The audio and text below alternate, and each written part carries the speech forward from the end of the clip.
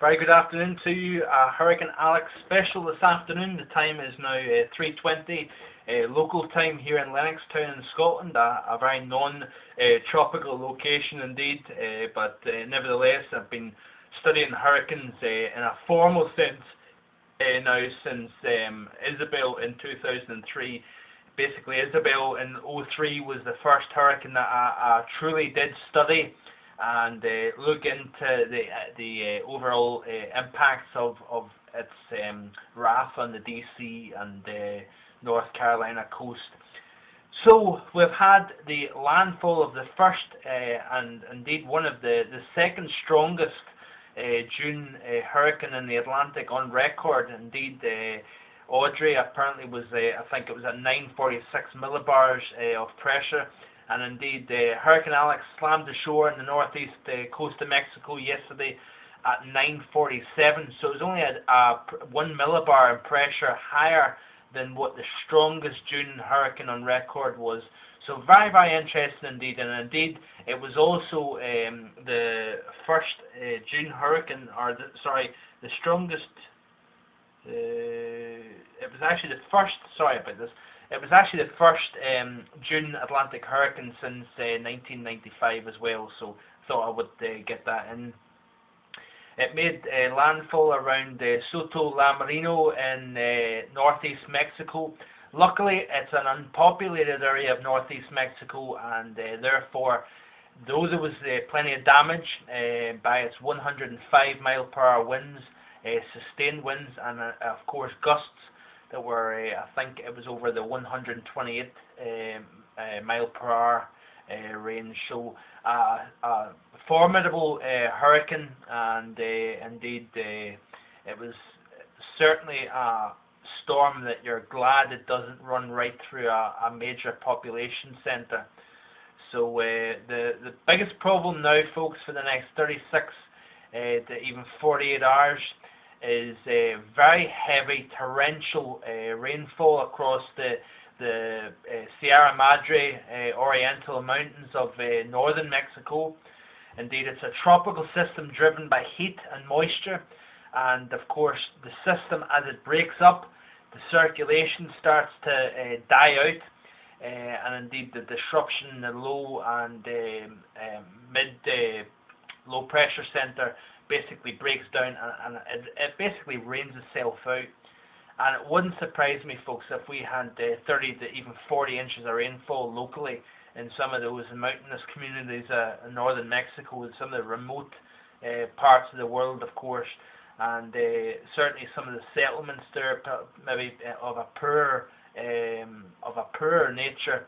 We certainly hope that folks are prepared and take shelter within those mountains, because Alex is going to really douse that part of their country. Indeed, of course, a lot of folks are probably asking the question, why did Hurricane Alex strengthen as much as it did, and almost knocking on the door of a Cat 3 storm? Indeed, at 947 millibars, folks, you would think to yourself that you would have thought that would have been a Category 3. But in fact, the Alex's vast size, of course, the energy dispersed within this system was of a much larger area. Of course, we had tropical storm force winds of over 230 miles away from its centre. So what you would find is at 947 millibars, you would look for a smaller circulation to then be able to produce those winds within the eye wall that would match probably a modest Cat 3 storm. But it basically was a Category 2, a very large circulation, and indeed impacted greatly the South Texas region of flood and rainfall. We had some storm surge into Brownsville, and even up in the South Padre Island, and all the way up into Corpus Christi. We've seen wind and rain yesterday. It was even a miserable day up in New Orleans yesterday, high of 85 degrees.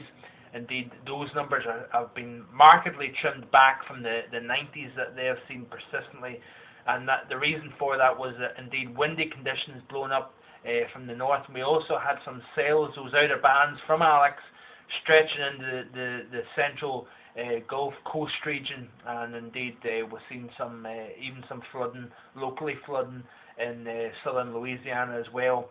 So why did it strengthen as much as it did? It was a very mature circulation.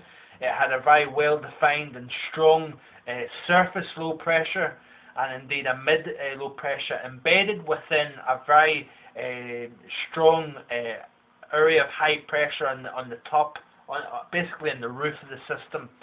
And indeed, very low wind shear. Indeed, wind shear, of course, is varying wind speeds at varying direction within the various levels of the atmosphere. We've seen very low wind shear, and that was indeed expected to allow the system to develop. Forecasters at the National Hurricane Center and elsewhere seen that the atmosphere was very conducive for development. Those 85 to 86 degree waters beneath this system drew in the air, it pulled in the air from all areas, and indeed allowed that the air to flow vigorously up and through the eye wall in a straight up direction, rather than the wind shear that would normally lopside the system, the inner thunderstorms that ring around the eye wall. Basically, it was able to flow directly up into perhaps the 40 to 50,000 foot level, and then it can vent out through outflow. And generally, when you see a strong inflow and you see terrific outflow, very symmetrical in shape, that looks a very healthy looking hurricane. And indeed, that's what was happening. We've seen very substantial growth within the circulation, and indeed that allowed Alex to continue growing and strengthening right up to the point where it met the Mexican coast at Soto La Marina. And indeed we're probably going to see plenty of damage photographs. Indeed, I'm going to try and get as many photographs as I can up in the blog later today, and indeed more information regarding Hurricane Alex.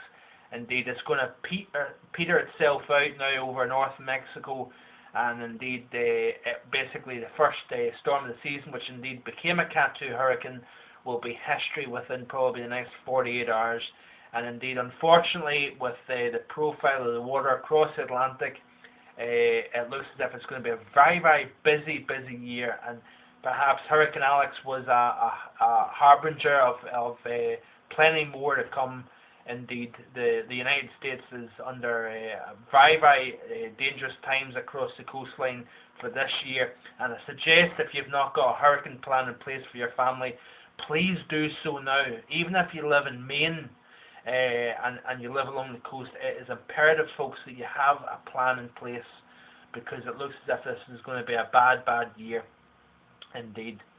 So I certainly hope you enjoyed the video. Indeed, I had problems uploading this morning's video like I promised I would do last night. I said that I would have a video back at 6 AM this morning, and indeed I had problems uploading that video, so unfortunately I wasn't able to upload it. But certainly hope you have a terrific day. It's been a wet day here. It's been fairly cool, low to mid-60s for the high, and some pretty heavy rainfall as well today here. And across south of England, we're still seeing those 80s around London. And across the northeastern United States, we're seeing a nice cool down. We're probably seeing highs that are just only slightly making 80 degrees in the I-95 corridor. However, folks, watch out. Next week, you could see 100 degrees all the way from DC up through Philadelphia and New York, and perhaps even Boston, I'm afraid. So we're going to see a blowtorch next week. And indeed, so you've been warned here. Hope you have a terrific day, folks. Bye bye.